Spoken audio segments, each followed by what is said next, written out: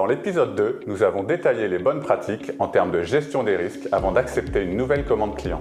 Dans cet épisode, nous allons revenir plus précisément sur les enjeux liés au délai et aux moyens de paiement. Avant d'envoyer les contrats et conditions générales de vente à votre client, avez-vous pensé à négocier les conditions, les moyens de paiement, les acomptes éventuels? Affinez la connaissance de l'environnement de votre client pour anticiper et réduire les retards de paiement. De manière générale, les délais de paiement peuvent varier selon le pays, la conjoncture économique, la législation. De plus, selon la taille de l'entreprise et le secteur d'activité, les habitudes de paiement peuvent changer. Ainsi, dans le secteur public ou le transport, des dispositions particulières s'appliquent. Dans le secteur du transport, les prestations doivent être réalisées pour facturer le client. Les délais ne peuvent pas dépasser 30 jours à compter de la date d'émission de la facture. Selon la branche de votre client public, le délai est réglementé. Il va de 30 à 60 jours. Restez en veille sur les délais applicables. En France, les lois LME, Hamon et Sapin 2 encadrent l'application des délais de paiement. Le paiement est de maximum à 60 jours date de facture ou 45 jours fin de mois. La suppression du plafond en cas de cumul des amendes administratives, le durcissement des sanctions administratives, name and shame. Attention à l'international, il convient d'être particulièrement vigilant sur les délais de paiement car le cadre juridique est différent de la France. Les délais de paiement sont par ailleurs très hétérogènes d'un pays à l'autre, même en Europe. Entrez dans un cercle vertueux de paiement client-fournisseur. Sensibilisez votre client dès la signature du contrat sur la politique de crédit exercée dans votre entreprise.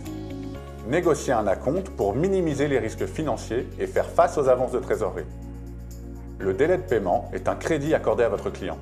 Pour faire face à une avance de trésorerie trop importante, restez ferme en cas de commande fréquente, tout en restant disponible pour discuter d'un éventuel délai exceptionnel.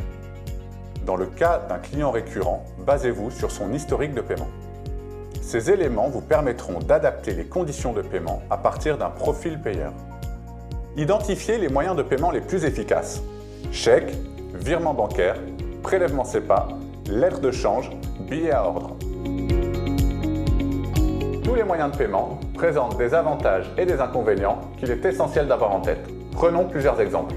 Le prélèvement est long à mettre en place, mais 98% des paiements aboutiront.